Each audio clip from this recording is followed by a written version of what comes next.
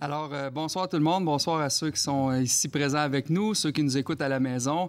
J'espère que vous avez passé un bel été. Ce fut le cas pour mes collègues et moi. On a eu la chance de se reposer, recharger les batteries, prendre un peu de vacances. Puis on est bien heureux d'être de retour avec vous.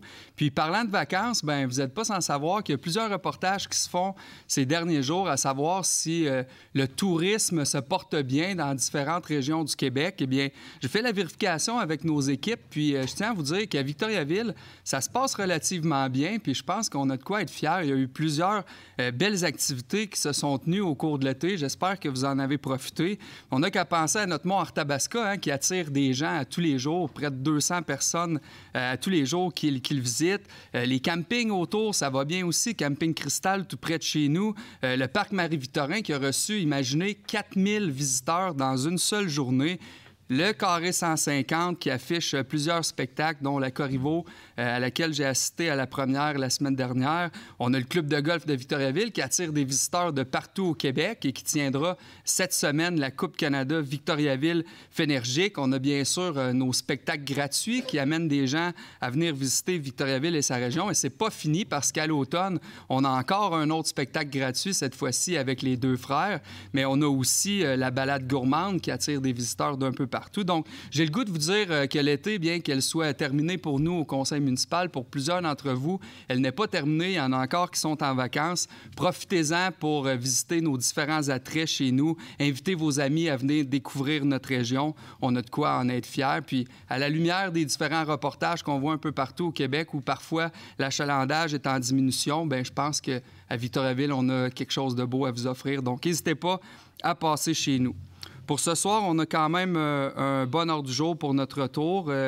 Tous les conseillers municipaux, vous l'avez reçu, mais on aurait quelques ajouts à faire. Madame la greffière, je vous laisse nous en faire part. Donc, il s'agit de 2 embauches, soit pour le chef de division traitement des eaux et adjointe administrative au service juridique.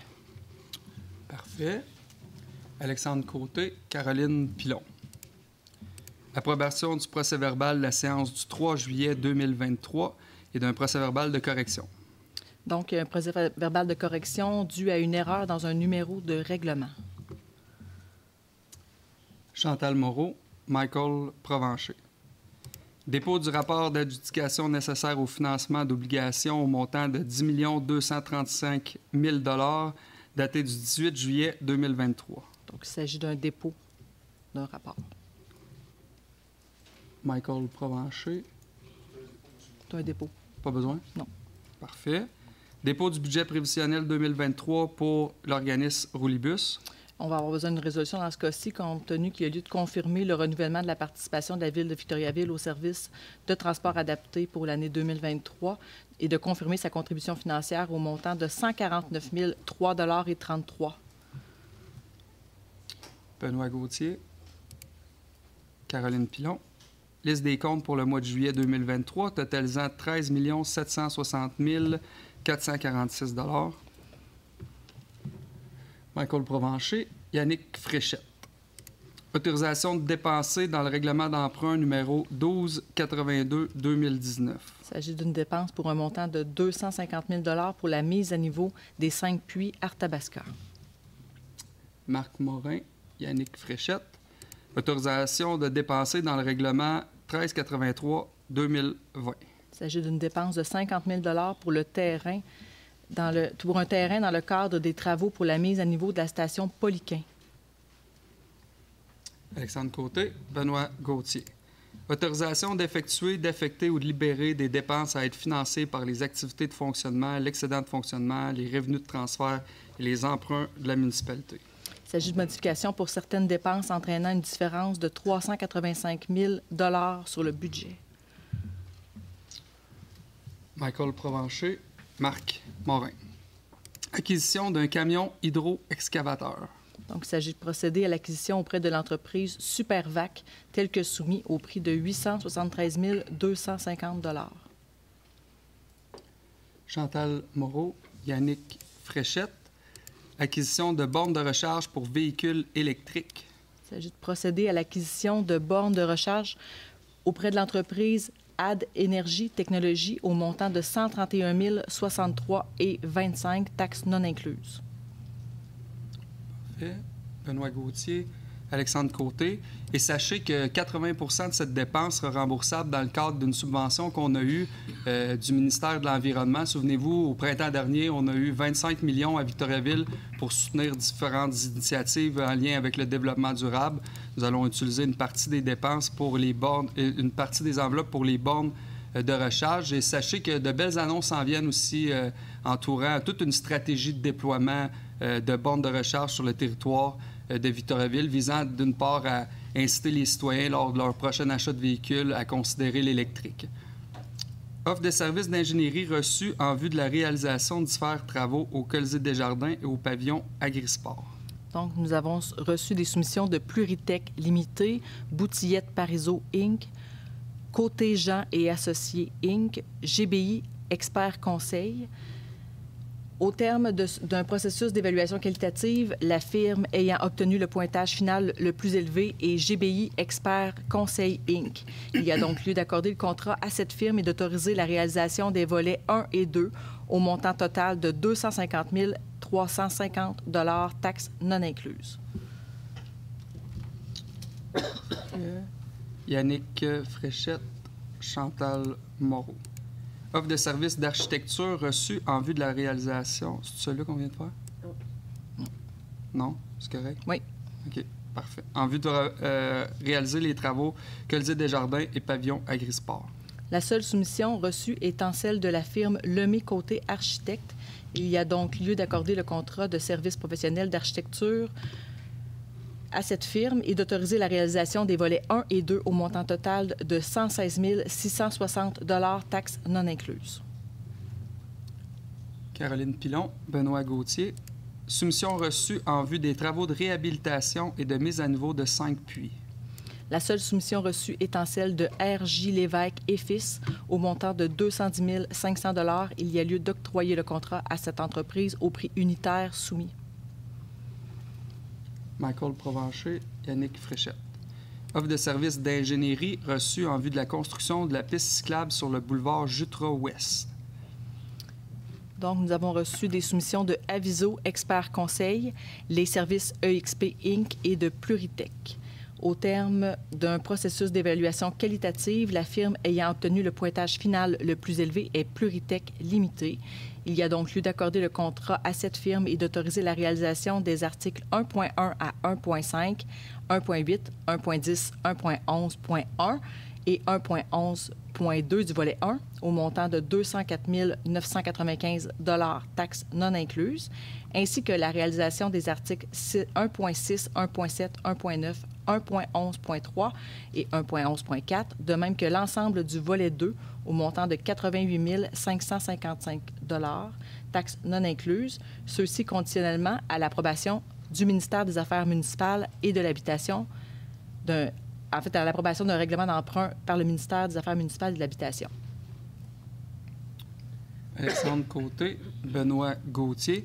Peut-être juste pour vous rappeler là, le tronçon de la piste cyclable Jutra-Ouest, là, on parle de la piste cyclable à partir du parc des Abénaquis qui nous amènera jusqu'au boulevard Pierre-Roux, donc qui nous permettra bien entendu de desservir tout le secteur Montcalm, de même que le secteur derrière la rue Cartier, qui nous amènera jusqu'à l'intersection aussi qu'on entend refaire à l'intersection de Jutra et de Pierre-Roux pour sécuriser cette partie-là qui nous amène jusque l'autre côté où il y a le Tim Hortons, le magasin Accent Meubles et tout un secteur résidentiel derrière ça. Donc, c'est un projet qui est déjà commencé avec les différentes soumissions pour les services professionnels, mais qui commencera officiellement l'été prochain puis qui va s'échelonner sur quelques années pour qu'au final, on puisse bien desservir ce secteur-là. Je pense que c'est une bonne nouvelle pour la mobilité durable, mais aussi pour toutes les familles qui habitent dans ces secteurs-là puis qui cherchent à utiliser un réseau cyclable sécuritaire avec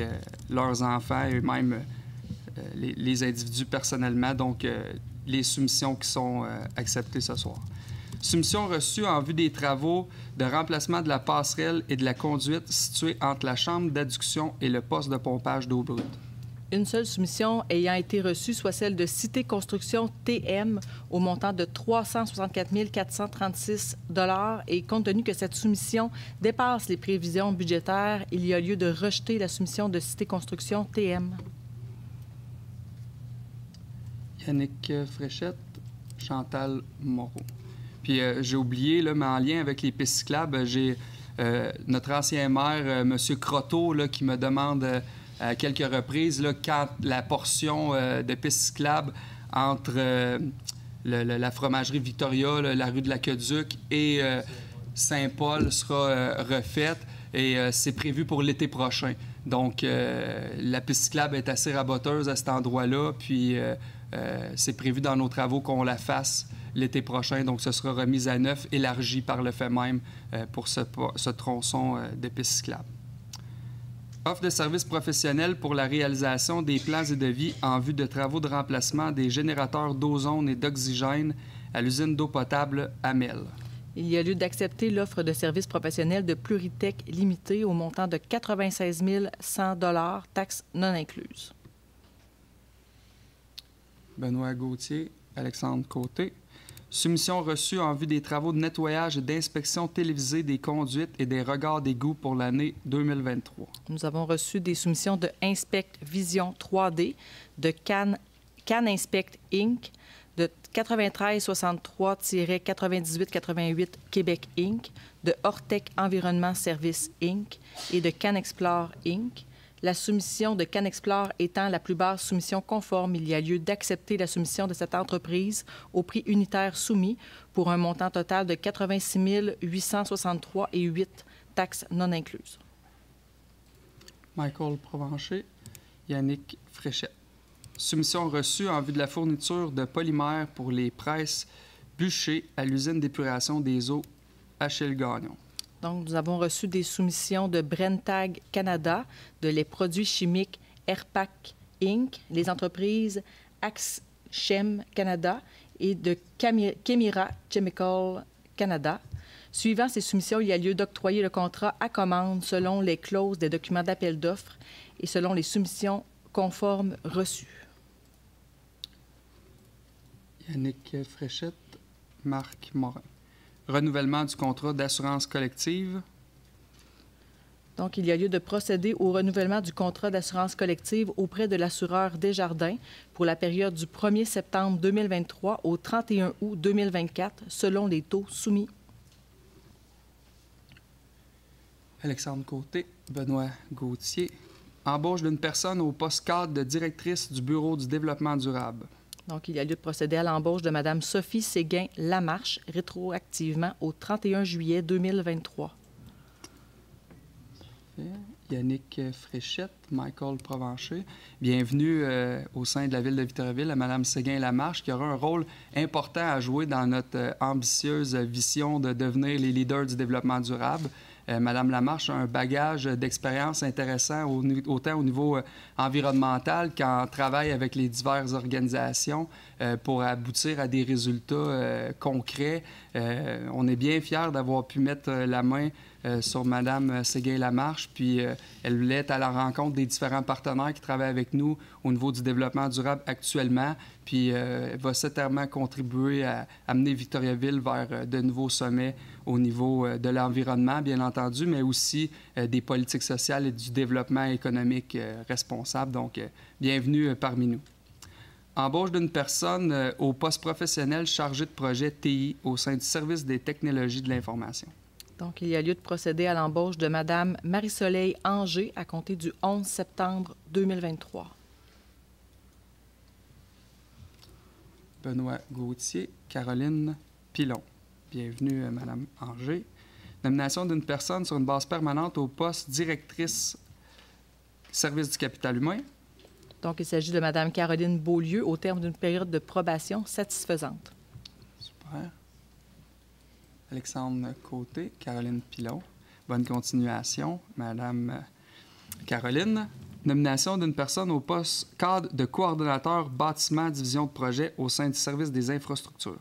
Il s'agit de M. Francis Poisson-Carignan, rétroactivement au 31 juillet 2023. Chantal Moreau, Marc Morin. Super. Nomination d'une personne au poste cadre contremaître au sein du service des travaux publics. Il s'agit de M. Maxime Hamel Rodrigue, rétroactivement au 7 août 2023. Parfait. Alexandre Côté, Benoît Gauthier. Contrat intervenir pour le poste d'agent de communication, division communication au sein du service des communications et des relations citoyennes. Est-ce qu'on en a sauté un? Nomination au poste de contremaître? C'est pas celle-là qu'on vient de faire? Contremaître, non. OK. Nomination au poste de contremaître au sein du service des travaux publics. M. Francis Gosselin, à compter du 14 août 2023. Parfait. Chantal Moreau, Michael Provencher. Poste à pourvoir d'agent de communication au service des communications. Donc, il s'agit de Sandra Bergeron et il s'agit d'autoriser la directrice du service du capital humain à signer le contrat à intervenir. Benoît Gauthier, Caroline Pilon. Nomination d'une personne contremaître de relève au service des travaux publics. Il s'agit de M. Joël Saint-Hilaire, à compter du 14 août 2023. Yannick Fréchette, Chantal Moreau. Merci. Avis de motion à être donné d'un règlement modifiant le règlement 1392-2021 concernant les réseaux d'eau potable et d'égout et dépôt du projet de règlement. Il s'agit de procéder à une correction dans une annexe qui contient des montants qui ne sont pas conformes avec le règlement de tarification. Merci, Alexandre. Demande de dérogation mineure concernant l'immeuble situé au 13 rue de l'Entente. Est-ce que des gens dans la salle sont présents concernant les dérogations mineures? Non? Donc, il y a lieu d'accorder les dérogations mineures conditionnellement à ce que la transaction visant l'achat d'une partie de la rue par la demanderesse soit conclue avant de délivrer le permis de construction et que les arbres existants le long de la rue de la Joie soient préservés. Michael Provencher, Chantal Moreau. Rapport du comité consultatif d'urbanisme de la Ville de Victoriaville relatif à des projets ayant trait au plan d'implantation et d'intégration architecturale. Donc, nous avons reçu des demandes de gestion Sinaire Farm pour le 139 à 147 rue Notre-Dame-Est, de la Ville de Victoriaville pour le 1 rue Notre-Dame-Ouest, de groupe immobilier Innovine Inc. pour le 112 rue Aqueduc, de Mme France Tardy pour le 30 rue Laurier-Ouest, de Mme Christelle Addo et de M. Richard Marcotte pour le 32 rue Laurier-Ouest, de gestion immobilière LML pour le 13 rue de l'Entente et une seconde également du même demandeur. Chantal Moreau, Michael Provencher. Puis peut-être, on revient tout juste là, des vacances de la construction. Là, je prendrai 2 minutes pour remercier tous ceux qui travaillent sur nos différents chantiers à Victoriaville, nos travailleurs de la construction, bien entendu. Puis je voyais qu'un peu partout au Québec, là, actuellement, il y a des ralentissements au niveau de la création de logements. Puis c'est peu souhaitable dans le contexte dans lequel on est en ce moment où le coût de la vie est abordable et est de plus en plus cher. Puis c'est difficile de se loger à coût abordable. Puis on croit à Victoriaville qu'en permettant la mise en chantier d'un plus grand nombre d'unités d'habitation, bien, ça va avoir inévitablement un effet sur les prix à la baisse, on le souhaite. Puis, parallèlement à ça, en travaillant pour la création de logements abordables, mais rien de tout ça serait possible si ce n'était pas de nos investisseurs, nos gens de la construction qui livrent ces projets-là. Autant des projets résidentiels, mais il y a plusieurs projets commerciaux, industriels, institutionnels, même avec nos écoles qui s'agrandissent, etc. Donc, c'est très positif. Je veux vous dire merci. J'espère que vous avez passé des belles vacances. Puis, on vient d'avoir les données du mois de juillet, qui est un autre mois fort intéressant, là, où on a eu 90 logements créés dans le mois de juillet versus 27 l'année dernière. Puis l'année dernière, c'était déjà une année record à Victoriaville. Puis à ce jour, là, après 7 mois, on compte 262 unités créées à Victoriaville versus 131 à pareille date l'année dernière, pour des valeurs déclarées qui avoisinent 100 millions de dollars en ce moment déjà, versus 67 millions à pareille date l'année passée. Donc, les choses roulent bien, la construction est au rendez-vous, puis ben ça, c'est signe que la ville se développe relativement bien. Donc, merci à tous ceux qui contribuent à la réalisation de ces différents projets. Second projet de résolution concernant le règlement 1268-2019 relatif au PPCMOI concernant l'immeuble situé au 1460-1500 boulevard Jutra-Ouest. Donc, il s'agit d'autoriser sur l'immeuble situé au 1460 à 1500 boulevard Jutra-Ouest un projet de lotissement sur lequel sera construit une habitation multifamiliale de 3 étages comportant 8 logements. Yannick Fréchette, Michael Provencher.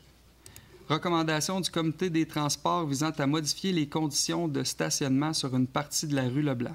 Il s'agit de modifier les conditions de stationnement en interdisant le stationnement en tout temps côté pair entre la rue du Belvédère et la rue Castonguay et en interdisant le stationnement en tout temps côté impair à partir de la rue du Belvédère sur une distance d'environ 55 mètres. Benoît Gauthier, Alexandre Côté. Recommandation du Comité des transports visant à interdire le stationnement sur une partie de la rue des Pins. Donc, il s'agit d'interdire du côté pair et impair à partir de la rue des Plaines sur une distance d'environ 35 mètres. Parfait. Yannick Fréchette, Michael Provencher. Recommandation du Comité des transports visant à retirer un arrêt sur la rue Leblanc. Donc, il s'agit de retirer l'arrêt à l'intersection de la rue Leblanc et de la rue du Belvédère. Caroline Pilon, Alexandre Côté. Projet d'acte de vente concernant un terrain situé au numéro 1 rue de Normandie. Donc, il s'agit de procéder à l'acte de vente, à la signature de l'acte de vente préparé par maître Joséanne Ouellette. Parfait. Yannick Fréchette, Marc Morin. Projet d'acte de servitude concernant les immeubles situés sur le boulevard Arthabasca-Est. Il s'agit de l'établissement d'une servitude pour le passage, l'installation, le maintien et l'entretien des conduites d'eau potable et d'égouts sanitaires affectant des immeubles situés sur le boulevard Arthabasca-Est suite à des travaux d'infrastructure. Yannick Fréchette, Chantal Moreau. Projet d'acte d'échange concernant les terrains situés sur la rue de l'Ermitage. Donc, c'est dans le cadre des travaux qui ont eu lieu devant l'école Le Tandem. Donc, il s'agit d'un échange de terrain entre le Centre de services scolaires des Bois-Francs et la ville de Victoriaville. Benoît Gauthier, Caroline Pilon. Avis de modification et réalisation des conditions avec la Caisse des jardins des Bois-Francs. Donc, il y a lieu d'approuver l'avis de modification et réalisation des conditions visant à prolonger le bail jusqu'au 31 janvier 2024 et d'entériner la signature de M. Yves Arcan. Alexandre Côté, Caroline Pilon. Demande de reconnaissance aux fins d'exemption de la taxe foncière pour l'immeuble situé au 250 rang Parizeau. Il s'agit d'une demande de l'organisme de la Maison Marie-Pagé. Chantal Moreau, Michael Provencher. Libération du fonds de garantie et biens de regroupement agglomération 1, groupe B, pour la période du 1er juin 2020 au 1er juin 2021. Donc, il s'agit d'une correction à une résolution qui avait été adoptée antérieurement, soit la résolution 392-06-23. Michael Provencher, Yannick Fréchette. Appui au projet éolien Arthabasca. Vous n'êtes pas sans savoir qu'il y a un projet éolien qui est travaillé avec la MRC d'Arthabasca et l'entreprise Boralex. Donc, ce soir, les collègues du conseil municipal et moi-même sommes fiers d'annoncer qu'on soutient le projet. Je crois que c'est pas une surprise pour personne depuis le tout début. Puis de permettre à Boralex de pouvoir continuer d'avancer dans le projet éolien tel qu'on le connaît. Pour la ville de Victoriaville, il s'agit là de retombées économiques et sociales très importantes pour notre ville et notre région, en plus de nous permettre de contribuer à un projet qui développera de l'énergie verte et renouvelable. Donc, ce soir, par l'entremise de notre conseil municipal, il nous fait plaisir d'appuyer le projet de Boralex, ainsi que de permettre tous travaux qui pourraient être faits là, sur notre territoire en lien avec la connexion d'éoliennes au poste de Saint-Albert. Est-ce que j'ai oublié quelque chose? Ça va? Benoît Gauthier, Caroline Pilon. Affaires nouvelles. On avait 2 Oui. points. Donc, l'embauche d'une personne au poste d'adjointe administrative au sein du service juridique. Donc, il a fallu procéder à l'embauche de Mme Karine Prince. Yannick Fréchette, Chantal Moreau. Embauche d'une personne chef de division traitement des eaux. Oui. Donc, il y a lieu de procéder à l'embauche de M. Patrick Gélina. Parfait. Michael Provencher, Marc Morin. Nous en serions rendus aux interventions des membres du conseil municipal. Est-ce qu'il y avait des choses, Caroline? Une belle visite à Victoriaville dans le cadre de l'événement Rail de filles. C'était la 15e édition. On a eu 1500 participantes, alors 1500 femmes. Il y avait des hommes quand même au travers de ça qui roulaient pour la cause de la Fondation du cancer du sein. Donc, c'est quand même 571 000 $ qui a été amassé pour la Fondation. Donc, un bel événement. C'était beau de voir ça. Tout à fait, en effet. Je suis allé dire un mot même à tous les participants vêtus de rose et très heureux de l'accueil qu'on leur a réservé aussi à Victoriaville. Oui. Donc, bravo à tous les organisateurs. Et merci aux gens qui se sont déplacés parce qu'on attendait, on avait annoncé cet événement-là, puis les gens se sont quand même déplacés de façon importante pour les accueillir. Alors, merci. D'autres interventions? Marc? Moi, je voudrais souligner l'association de pickleball qui, samedi, soulignait la journée nationale du pickleball. Pour ceux qui ne savent pas c'est quoi, c'est une grosse raquette de ping-pong puis une balle trouée. Puis c'était un sport qui est en pleine croissance partout au Québec et entre autres aussi à Victoriaville. Fait que, donc, puis aussi, ceux qui sont intéressés, bien, il va y avoir des inscriptions le 28 août au Club FADOC, pas loin de l'Hôtel de Ville. Vous allez sur Facebook, toutes les informations sont là. Donc, félicitations à l'association qui s'occupe de son sport. Parce que c'était une journée qui visait, cette journée-là, samedi, visait, il y a eu des périodes d'initiation de débutants, puis des démonstrations. Super. De joueurs. Puis on sait que tu es un joueur aguerri de pickleball. Moi, puis mon faire la confrère. promotion. Ouais. Good. Autre chose? Ça va? Eh bien, merci. Nous serions rendus à la période de questions. Oui. Est-ce qu'il y a des questions en ligne? 2 questions en ligne. On commence avec la première de M. Jean-Marc Fréchette, qui se lit comme suit. La chapelle de l'hôtel Sacré-Cœur sera démolie pour agrandir l'hôpital. Pourtant, ce bâtiment patrimonial presque centenaire fait partie du secteur à préserver d'Arthabasca et est un des rares monuments encore debout après la destruction de plusieurs lieux emblématiques de la ville. La Ville a-t-elle demandé au gouvernement provincial de tout faire pour conserver ce bâtiment? Et pourquoi les autres options qui auraient permis de sauver ce bâtiment ont-elles été écartées? Parfait. Bien, merci pour la question. En effet, la Ville de Victoriaville a fait plusieurs représentations auprès de la SQI pour maintenir la chapelle, puis ça aurait été notre souhait qu'elle le soit. Cela étant dit, cette option-là n'a pas été retenue, puis on n'a pas le pouvoir de l'obliger à moins que d'empêcher le projet d'agrandissement de l'hôpital. Donc, c'est un souhait, la Ville a fait ses représentations, mais malheureusement, le scénario retenu ne permettait pas de la maintenir telle qu'elle. Par contre, il y aura bien entendu des aménagements là, pour rappeler la chapelle ou voire avoir un lieu de culte à l'intérieur tout de même. La deuxième question provient de Mario Boulanger, de Hugues Boulanger, sur le sujet des éoliennes. Pourquoi la Ville de Victoriaville ne fait pas un référendum comme les autres municipalités autour l'ont fait? Bien, nul besoin de tenir un référendum spécifique à ce projet-là. On a passé à travers toutes les étapes du processus comme on le fait pour nos différents changements de règlement. Dans le cas du changement de réglementation pour le projet projet éolien, on a tenu les séances de signature de registre, on a tenu les séances de consultation avec la population. Il n'y a aucune personne qui s'est présentée à cette séance-là où était présent notre greffier, notre responsable de l'aménagement du territoire. Tous les citoyens de la zone touchée ont également été informés par voie de dépliant. du projet Boralex. Puis ça fait déjà plus d'1 an, je pense, qu'on en parle. Là. Donc, on a suivi le cadre réglementaire qu'on suit habituellement, voire même plus, parce que c'est un dossier qui est discuté énormément là, dans la région depuis plusieurs mois. Ça complète les questions en ligne, M. le maire. Parfait. Donc, pour les questions en présentiel, je vous indique que vous avez 2 minutes pour poser votre question, puis la période de questions est d'une durée maximale de 45 minutes. Donc, à l'appel de votre nom, je vous demanderai de vous présenter au micro, Madame Sylvie Lemelin.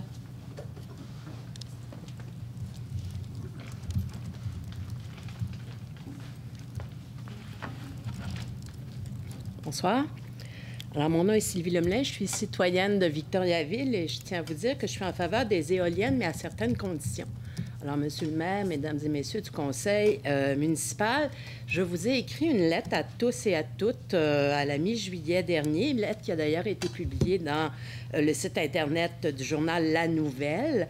Et je n'ai jamais eu de réponse à ce jour à ma lettre. Et en plus, tout à l'heure, vous venez d'adopter la résolution votée en 12.7 autorisant les éoliennes. Alors, ça me surprend, considérant que dans cette lettre, je vous expliquais à quel point il me semblait nécessaire de faire une réelle consultation sur le projet Boralex et MRC qui veut implanter, comme vous le savez, des éoliennes de plus de 600 pieds dans une portion du territoire de la ville de Victoriaville. Il n'y a, à mon avis, malgré les prétentions contraires du Conseil de ville, eu aucun vrai débat. Il n'y a pas eu de référendum. En fait, il n'y a pas eu d'information, ni même, à part un petit dépliant, une réelle information des gens du secteur de la rue Gamache et de la rue de l'Académie visés par le développement de 4 des 67 éoliennes qui étaient initialement projetées. Vous savez que Warwick, Saint-Albert se sont prononcés contre. Il y a 4 des 5 secteurs touchés à Sainte-Élisabeth qui ont refusé l'implantation, ne laissant que Victoriaville et Sainte-Séraphine à autoriser ces éoliennes dans des zones résidentielles ou près de zones résidentielles ou de zones agricoles, suscitant des craintes légitimes auprès d'une partie de la population. Alors, à mon avis, ce dossier-là a été fait avec une beaucoup trop grande précipitation, comme le soulignait d'ailleurs le journaliste de Radio-Canada aujourd'hui même, Thomas Gerbet. C'est un appel d'offres d'Hydro-Québec qui doit se terminer le 12 septembre. Ça s'est fait beaucoup trop vite et ça s'est fait au dépens de l'acceptabilité sociale, qui est l'autre mot pour démocratie, en fait. Alors, ma question, c'est celle-ci, après ce long préambule.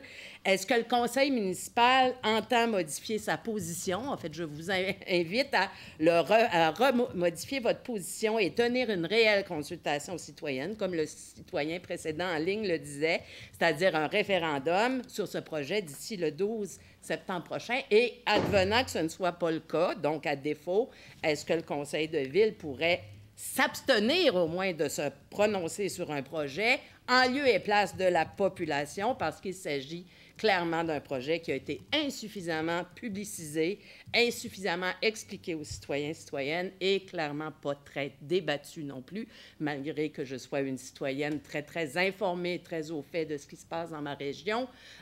Force m'est de constater que cette information-là a vraiment manqué dans le domaine, raison pour laquelle je vous demande de reconsidérer votre position. Merci. Bon, on va couper clair à la question, à savoir si on va reconsidérer notre position. La réponse est non. On a discuté de ce sujet-là depuis maintenant plusieurs mois. On a eu plusieurs échanges entre nous. On a fait appel à différents experts pour nous conseiller. Faut savoir que les échéanciers d'Hydro-Québec, c'est pas nous qui les contrôlons. Puis je suis d'accord avec vous et tous ceux qui ont écrit des articles là, depuis quelques jours à l'effet que c'est rapide. En effet, est-ce qu'on aurait pris plus de temps? Très certainement, autant pour notre ville que pour la MRC d'Arthabasca. Cela étant dit, on a travaillé avec les échéanciers qui nous étaient prescrits.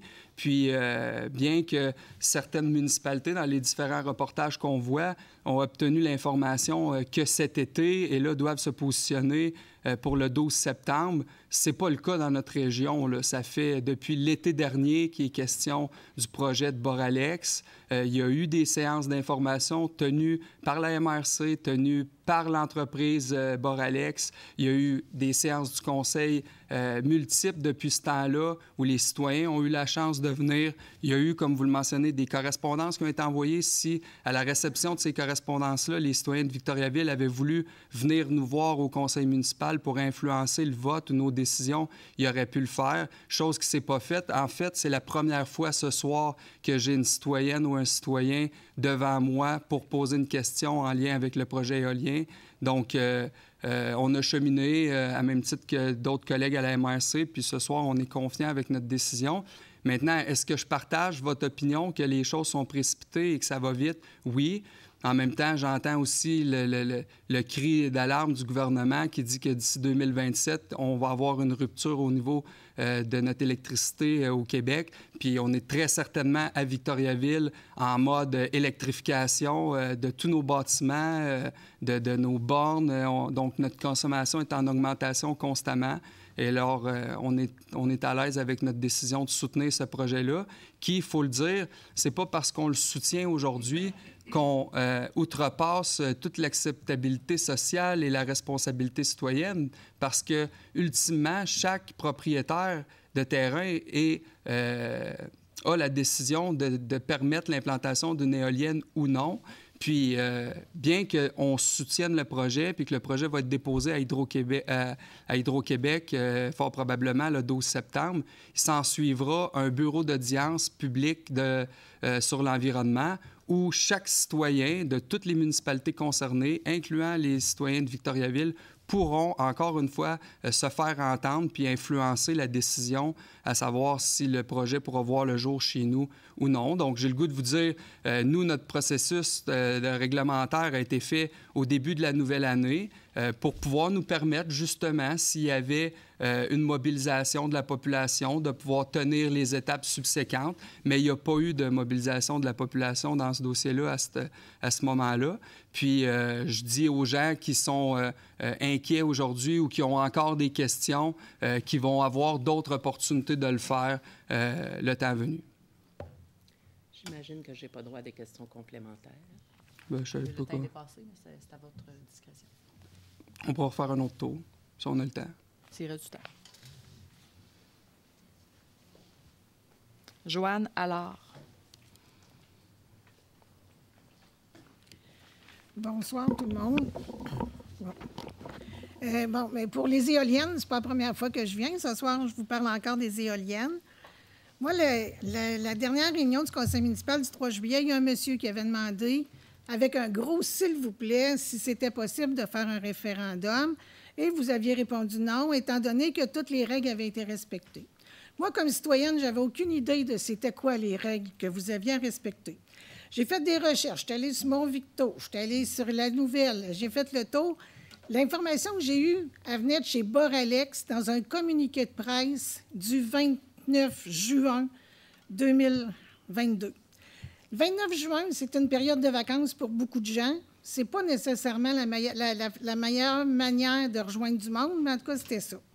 Donc, attendu qu'il y a très peu d'informations qui avaient circulé concernant le projet des éoliennes, ainsi que concernant les démarches effectuées par la Ville pour être conforme aux exigences. Attendu que c'est sur le site de Boralex, dans un communiqué de presse émis par la compagnie, que j'ai retrouvé de l'information sur les consultations publiques de juillet 2022, mais également sur le soutien obtenu par la MRC concernant le projet des éoliennes.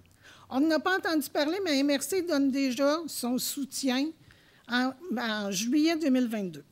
Attendu également qu'une résolution du Conseil des maires permettait aux gens de Boralex d'aller rencontrer les gens des communautés d'accueil, la population locale, mais également les propriétaires de terrains qui vont permettre les éoliennes. Bien sûr, attendu qu'il y en avait rien que 4 ou 5 éoliennes, il y avait peut-être juste quelques personnes de touchées par ça, mais Victo puis Warwick, où les éoliennes vont être mises, c'est assez proche, puis ça risque de faire de la chicane entre des gens de Warwick puis des gens de Victo. On dit ça divise le monde agricole, c'est bien sûr. Puis, moi, je me dis, il semble que les citoyens, on a besoin de réponses à nos questions et d'un endroit pour débattre. Cette semaine-là, on est allé à Sainte-Séraphine Boralex ont une place là-bas où ils font de la consultation publique. Je veux juste vous dire, madame, ça fait déjà 2 minutes. Oui, mais on arrive là, puis finalement, il y a 2 personnes pour nous répondre à nos questions, mais il n'y a pas d'échange, il n'y a pas de débat, il n'y a rien. On nous dit que c'est comme ça, puis c'est à peu près tout.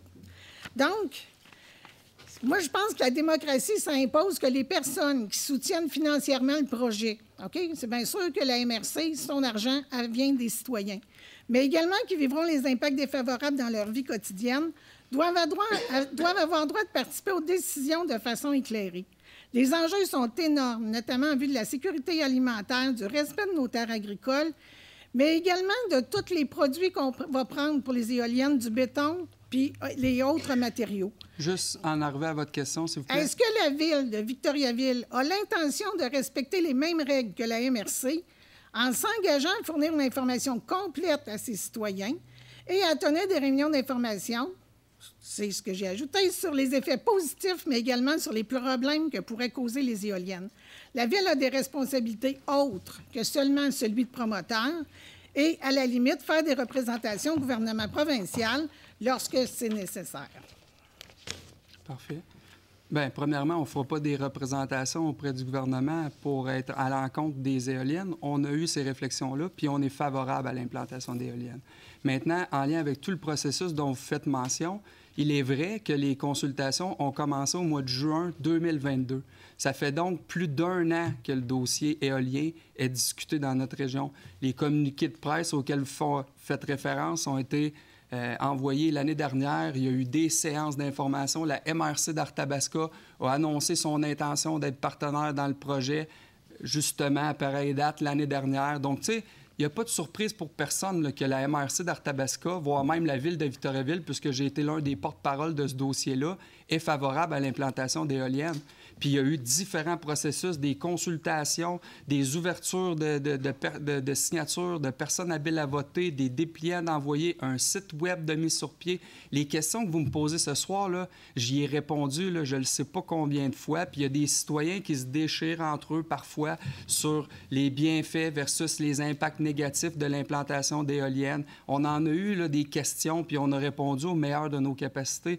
Mais là, aujourd'hui, on est rendu à l'étape du dépôt. L'échéancier que je vous explique, est-ce qu'il aurait pu être plus tard? Est-ce que les choses pourraient être faites différemment? Fort probablement, mais à un moment donné, on est élu, on est là autour de la table pour prendre des décisions, respecter le processus démocratique, ce qui a été fait à la lettre dans le cas de la Ville de Victoriaville, puis répondre aux questions des citoyens, les interrogations qu'ils peuvent avoir, ce qu'on fait au meilleur de nos capacités. Mais aujourd'hui, en toute confiance, le conseil municipal et moi, on appuie le projet. On pense que c'est un bon projet. On est très à l'aise avec la décision qu'on a prise. Puis maintenant, si vous avez encore des questions, des réprimandes à faire, vous allez avoir l'opportunité de le faire. Vous allez pouvoir soumettre des mémoires au BAP. Vous allez pouvoir vous présenter en personne à des audiences. Puis, tu sais, c'est comme si on tourne toujours en rond parce que les questions que vous posez, vous avez des réponses, ça ne satisfait jamais. Vous avez des opportunités. Il y a eu des opportunités dans la région, un peu partout, là, de se prononcer sur les processus réglementaires aussi. Ma question, c'est pourquoi que c'est Boralex qui a fait un communiqué de presse et que ce communiqué de presse-là était seulement sur le site de Boralex? C'est pas juste Boralex. Je ne l'ai pas trouvé à nulle part. La MRC d'Arthabasca a communiqué à plusieurs reprises de l'information. Il y a un site web qui a été mis en place. Il y a eu des témoignages d'agriculteurs favorables, d'agriculteurs défavorables. Il y a eu des études qui ont été partagées. Il y en a eu de l'information. Là. Les gens ne peuvent pas dire qu'ils ne sont pas informés. Est-ce que la décision prise par la région, prise par Victoriaville, vous plaît? Peut-être que non, mais de dire que le processus démocratique a été bafoué ou qu'il n'y a pas eu suffisamment d'informations en lien avec le projet éolien, ça, je ne suis pas d'accord. Mais ça ne veut pas dire que tout le monde est d'accord non plus. Mais là, nous, on a pris notre décision. Ce soir, on est très à l'aise avec l'idée de supporter ce projet-là. Merci. D'autres... Monsieur Gilles Labrosse.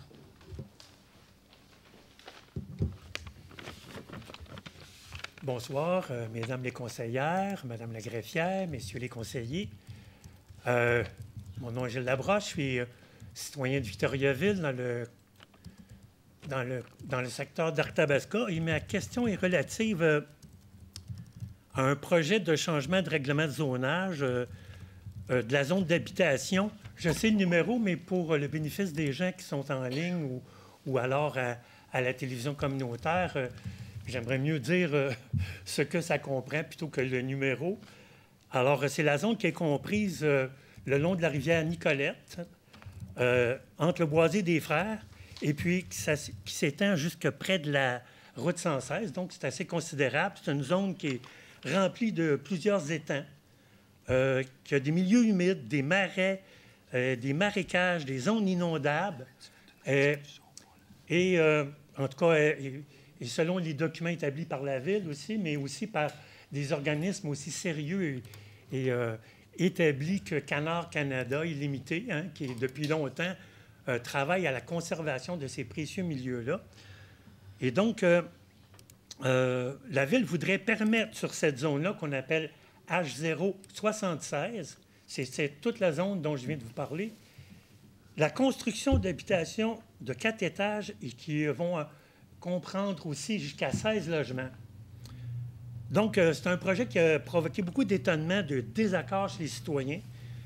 Ça les a conduits à la demande pour la tenue d'un référendum, hein, puis qui, à preuve, a été signé par 130 citoyens et citoyennes le 13 juin dernier. Donc, hein, c'est une procédure, là, vous la connaissez, vous autres, et je fais grâce aux téléspectateurs, tout ça, du détail de tout ça, parce qu'il faut pas mal piocher pour essayer de découvrir qu'est-ce que c'est, là. Mais enfin, donc, c'est un mardi, ça, un jour ouvrable. Il y a 130 citoyens qui sont partis du quartier d'Arthabasca, puis qui sont venus au conseil ici, qui sont venus, pardon, à la Ville pour s'opposer à ce projet, demander un référendum. Donc, ils l'ont obtenu parce qu'il y en avait 34 qui étaient requises, des signatures, et on était au moins 4 fois et demi plus nombreux que le minimum requis. Donc, on peut voir comment les citoyens ont été non seulement étonnés, mais vraiment opposés à ce projet-là. Surpris parce qu'ils y tiennent. C'est des sentiers qui sont, disons, visités, en particulier depuis la pandémie. Et donc, et d'ailleurs, c'était sur un total de 235 personnes qui avaient le droit de voter. Et donc, dont une grande partie encore ne savent toujours pas. Moi, ça m'arrive en vélo de rencontrer des gens, puis quand je leur parle de ça, les deux bras lui tombent, ils sont très surpris. Donc, l'information ici aussi encore a été assez, disons, sommaire. Je vais pouvoir vous répondre assez rapidement. En fait, même au mois de juin, on a eu une rencontre, puis on a clairement annoncé qu'on n'avait pas l'intention de poursuivre les démarches dans ce dossier-là. À notre séance du mois de juin. Cela étant dit, je vais essayer de retrouver la correspondance avec notre greffière. C'est une résolution qui dit que le conseil municipal n'ira pas de l'avant. J'ai été bien caché comme l'information qui faisait... D'ailleurs... Non, mais là, je vous le dis, là, vous êtes devant moi, M. Labrosse, là, puis je l'ai dit à la séance du mois de juin aussi. Bon, bien, d'abord, je ne le savais pas, si vous permettez. Non, mais il y a ma question à ce moment-là, tant mieux. Bien, exact. Non seulement je suis content d'apprendre ça, parce qu'on ne le savait pas, puis on attend ça, dans ce dossier-là, soyez sans puis... crainte, là, ce dossier-là, il est arrêté de notre côté. On a eu des discussions au conseil municipal. C'est ce que notre conseiller municipal nous avait adressé, mais vu qu'on n'a pas rien vu d'officiel de publié à ce sujet-là, okay. Ben, soyez sans à faire des ulcères. C'est dans le dépôt du syndicat. Soyez sans crainte. Puis même que, tu sais, dans ce dossier-là, dès le départ, ça n'a jamais été l'intention de la Ville que de construire sur l'ensemble de la zone visée. On a appris, nous aussi, dans ce processus-là, c'est que en faisant la modification de zonage, ça incluait les bandes riveraines, les lieux humides, ce qu'on n'a aucunement l'intention d'aller développer. En fait, le seul terrain qui est visé par l'idée derrière le changement de modification du zonage, où on ne peut pas faire... Mais pourquoi à ce moment-là, comme on a fait un mois de janvier pour les amis, pour les boisées coloniales, de ne pas avoir désigné les lots impliqués? Ouais, c'est beaucoup plus facile. C'est plus complexe que ça. Ça va par zone, dans le fond. À même titre que ça va par zone pour les projets éoliens, ça va par zone pour un changement de zonage. Vu que ma question non, mais laissez-moi vous répondre, là, M. Labrosse. Vous m'avez donné votre réponse. Merci beaucoup. Merci. Très bien. Bien, à ce moment-là, c'est parce que ma question n'est pas... c'est pas la bonne question, mais moi, j'aimerais avoir l'occasion d'en poser une vraie de bord à ce moment-là. Bien, votre question, c'est à savoir si ce projet-là va continuer d'aller de l'avant. Je vous ai répondu, c'est non. Là, je vous explique, je fais un peu de pédagogie avec vous sur pourquoi on en est arrivé là.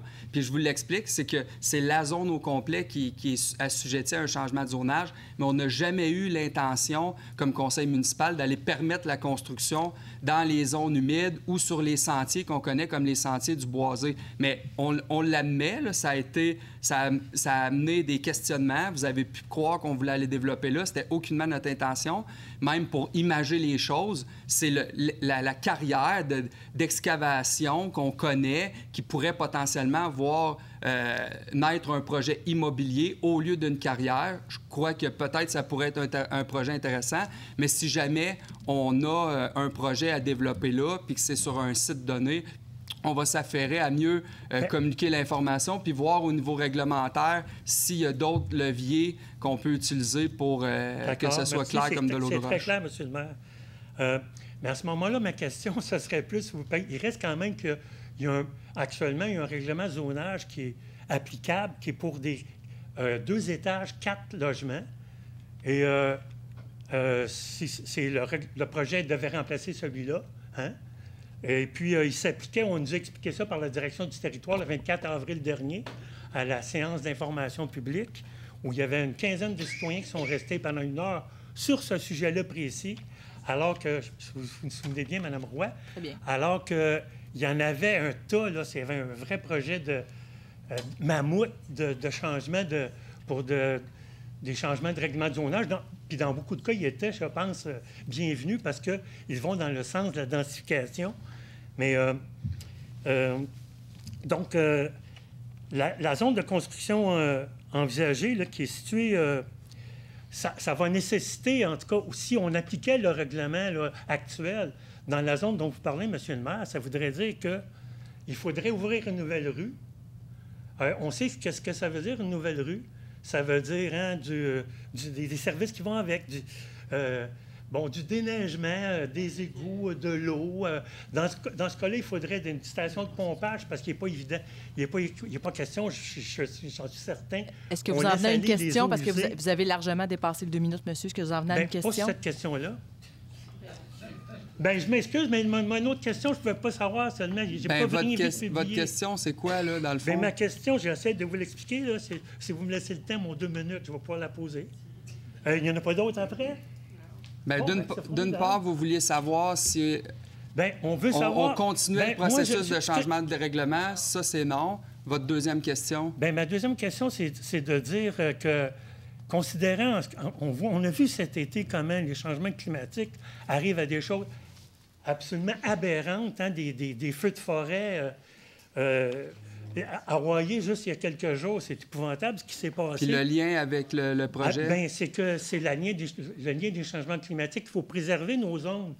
Oui, mais là, on parle d'une carrière là, en ce moment, c'est pas des arbres. C'est une carrière qui, depuis plusieurs années, on a des photos qui peuvent attester de ça, remplie des étangs qui sont humides. On voit à proximité immédiate, il y a des canards, il y a des castors qui sont là, des hermines, des... Ouais. Enfin, j'entends ce que vous me dites. Dans tous les cas, là, il n'y a pas de projet sur la table. Donc, s'il y a un projet qui est présenté éventuellement, il va y avoir un nouveau processus. Donc, ma question, j'y arrive, excusez-moi, ce serait de... Est-ce qu'il n'est pas envisageable pour la Ville pour protéger justement les impacts que ça aurait s'il y avait la construction de projets? Parce qu'on a essayé de vendre ce terrain-là l'été passé. On avait une annonce. Et donc, il faut protéger ça parce que ça va impacter justement tous ces étangs humides-là qui sont très fragiles et très précieux. D'acheter, que la Ville procède à voir, ça ne pourrait pas acheter ce terrain-là. La direction du territoire, le 24 avril, nous avait dit que c'était évalué à peu près à 550 000. Ça coûterait pas mal plus cher que la construction d'une rue, etc., tous les autres services. Et ça préserverait, à mon avis en tout cas, et ça préserverait l'équilibre très fragile qui peut exister dans ces milieux-là. Alors, voici, c'est ma question. Parfait. Ben non, c'est pas envisagé de faire l'acquisition de l'entreprise d'excavation ou ou de ce site-là. Bien honnêtement, vous me demandez à moi si je préfère, en tout respect pour l'entreprise qui opère là en ce moment, une entreprise d'excavation ou un projet domiciliaire. Probablement qu'un projet domiciliaire s'harmoniserait encore mieux avec le secteur.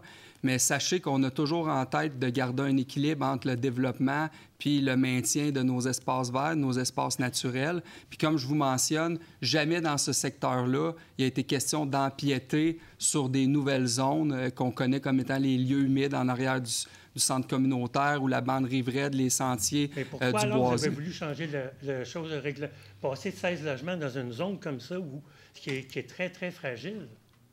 Il faut aller se promener là. Je ne sais pas si vous y êtes allé. Oui, je vais souvent même. Oui? Mais soyez sans crainte, dans tous les cas, ce que je vous dis, c'est qu'il n'y a pas de projet. On avait un projet de règlement qu'on a abandonné. Puis si jamais il y a un nouveau projet à être développé là, il va y avoir un tout nouveau processus qui va être enclenché. Puis actuellement, on n'en a pas à présenter parce qu'on n'en a pas de projet pour ce terrain. Mais quand on change le règlement comme ça, est-ce que c'est pas pour faire saliver les contracteurs, justement? Vous dites que vous êtes très soucieux d'équilibre. Comme vous l'avez mentionné, on a procédé à des changements de zonage dans différentes zones un peu partout, justement, des places où on voyait un potentiel de densification. Vous n'êtes pas sans savoir qu'on a besoin de créer des logements rapidement, puis il y a des différents emplacements à Victo où on peut le faire. Celui-là, excluant les zones humides, pourrait être un lieu où on pourrait requalifier le terrain, le secteur, peut-être faire plus avec moins, mais il n'y a pas de projet, à même titre qu'il n'y en avait pas sur un paquet d'autres zones qu'on a fait des changements. D'accord. Donc, je veux juste, moi, personnellement, terminer sur le fait que, comme la ministre André Laforêt, lorsqu'elle est venue déposer le plan d'aménagement du territoire, vous y étiez, puis je pense qu'il y avait plusieurs de vos collègues qui y étaient, elle a précisé lors de sa conférence de presse ici à Victoriaville, pour densifier, c'est nécessaire en ce moment, puis je pense que moi aussi, puis plusieurs des citoyens qui sont impliqués dedans sont d'accord avec cet effort-là. Comme la ministre Laforêt le disait, c'est un des principes importants, c'est de le faire d'abord dans les centres-villes, puis il faut éviter d'ouvrir de nouvelles rues. Alors voilà, merci beaucoup. Bonne soirée. Il n'y a pas d'autres questions. Parfait. Donc, je vous remercie pour votre présence. Je vous remercie pour votre écoute. On se dit à bientôt parce que la prochaine séance du Conseil aura lieu déjà à la première séance de septembre. Un proposeur? Agir et poser une question complémentaire à votre déclaration, comme quoi il n'y a pas eu de mobilisation citoyenne à Victoriaville contre le projet des éoliennes. Je tiens à redire que je ne suis pas contre tout projet des éoliennes, mais il y a certains aspects qui me préoccupent, de même que plusieurs autres citoyens, quoi que vous en pensiez, et malgré qu'ils ne soient pas venus nécessairement en assemblée. Il y a toute la question de la zone de 750 mètres qui doit exister entre la distance, en fait, entre une habitation et une éolienne. Et dans plusieurs villes, ce soir même, d'ailleurs, je le disais tout à l'heure, sur les médias sociaux, il y a plusieurs maires de différentes municipalités qui se font questionner là-dessus. La distance, il y a dans certaines municipalités, ça va même jusqu'à 2000 mètres plutôt que de se limiter à 750 mètres. Ça donne beaucoup plus confiance aux citoyens et aux citoyennes. C'est sûr qu'une mobilisation l'été, qu'il s'agisse de l'été dernier ou de cet été, c'est pas une mobilisation qui a beaucoup de chances de fonctionner. Je comprends que vous n'êtes pas responsable du délai du 12, là, bien sûr, mais installer un bureau d'information où je suis allée moi-même avec Mme Allard, qui était ici avant moi, à Sainte-Séraphine, là où d'ailleurs j'avais jamais mis les pieds, ça m'a permis d'y aller, mais et non pas à Victoriaville, un bureau d'information où on a une information biaisée. Oui, il y a un site web qui s'appelle Les Vraies Affaires, mais qui ne dit pas nécessairement toutes les vraies affaires. Alors, à mon avis, cette impression que vous avez d'avoir respecté toute la démocratie, c'est une fausse impression. Et c'est la raison pour laquelle je me demande pourquoi avoir si peur à ce moment-là d'un référendum qui se tiendrait à la toute vitesse maintenant, là, ou prochainement, plutôt qu'une décision prise en catimini, si vous êtes si fiers et si confiants dans ce projet d'éolienne que vous venez d'approuver ce soir. Alors, il me semble que c'est possible de se revirer de bord. Bien sûr, il y a la possibilité d'aller au BAP. J'y serai, bien sûr, pour poser des questions. Cependant, vous savez que le BAP est un organisme consultatif et que le gouvernement peut décider d'en faire fi, comme ça a déjà été le cas avec le projet Magnola, par exemple, contre lequel j'avais milité à une certaine époque. Alors, voilà. Pourquoi s'entêter? Pourquoi ne pas changer d'idée? Si vous êtes si fiers de ce projet-là, bien, osez le présenter en toute transparence à la population qui se prononcera, c'est tout, et nous respecterons, qu'il s'agisse de moi ou de quiconque. À ce moment-là, on sera en mesure de respecter une décision, mais qui aura réellement été une décision démocratiquement prise par des citoyens éclairés. Voilà. Je prends note de vos commentaires. Merci. D'accord. Merci beaucoup. Alors, sur ce, je vous souhaite à tous une belle fin de soirée. Et comme je le mentionnais, le 3 septembre prochain, déjà le 4 septembre prochain, ce sera notre séance du Conseil. Donc, au plaisir de vous revoir très bientôt. Proposeur, Alexandre Côté, Yannick Fréchette. Merci beaucoup. Bonne soirée.